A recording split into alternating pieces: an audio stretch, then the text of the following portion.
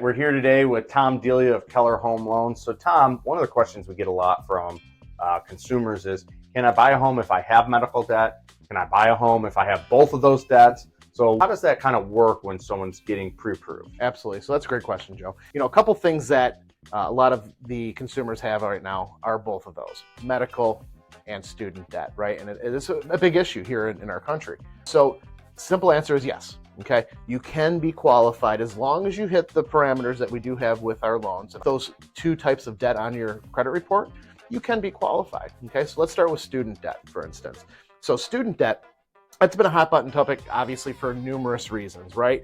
Whether it's the amount of student debt that's out there, or even the deferment that a lot of people have had over the last few years with COVID, right? So let's start with deferment. Deferment was a program that our government was able to put into place that might have helped some people in the short term, but maybe detriment them in the long term, okay?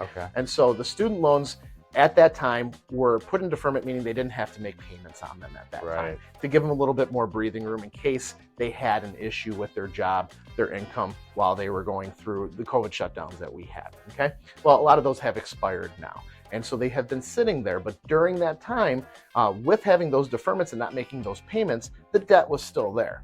And so one of the guidelines that we do have to follow is calculating that debt within the monthly debt to income ratio. We'll have to account for that because that debt is still there. Now, there is debt forgiveness that's been going on lately, and that's been helping a lot of our buyers. As long as that overall debt to income ratio is falling within the threshold that we need for either the FHA or the conventional products that we have, your student debt should not detriment you.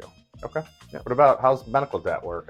I didn't have insurance, broke my ankle, $20,000 in medical debt. Now, how does that happen? And I can buy a home, it sounds like? Yeah, absolutely. So medical debt, because it's a medical debt and there's not interest charged on it, and you can work out a payment plan with your provider that you have received that medical care for, we don't count it as debt because it's not necessarily a credit issue, okay? And so there's a lot of people that do have medical debt. And for reasons, like unforeseen reasons, say you were in a car accident, no fault of your own, but then you got hit with a $100,000 medical bill, right? And you're making payments and you're doing the things that are supposed to be done in order to satisfy that debt. Well, from a credit reporting issue, we don't look at that as lenders as something that needs to detriment you as a borrower. So it doesn't even apply to my debt to income ratio? No, it doesn't. It's as if I don't even have it. Correct. Exactly.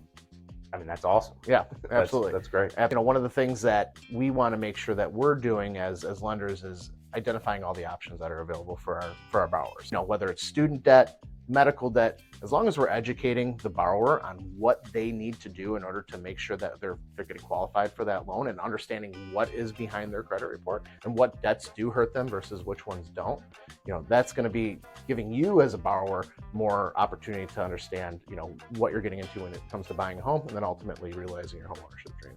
Yeah, what do I do with this information? Reach out, right? Have us look at your credit report, have Tom pull that for you, really do an analysis of what your scenario is, what your income is, what your debts are, what programs are available to you.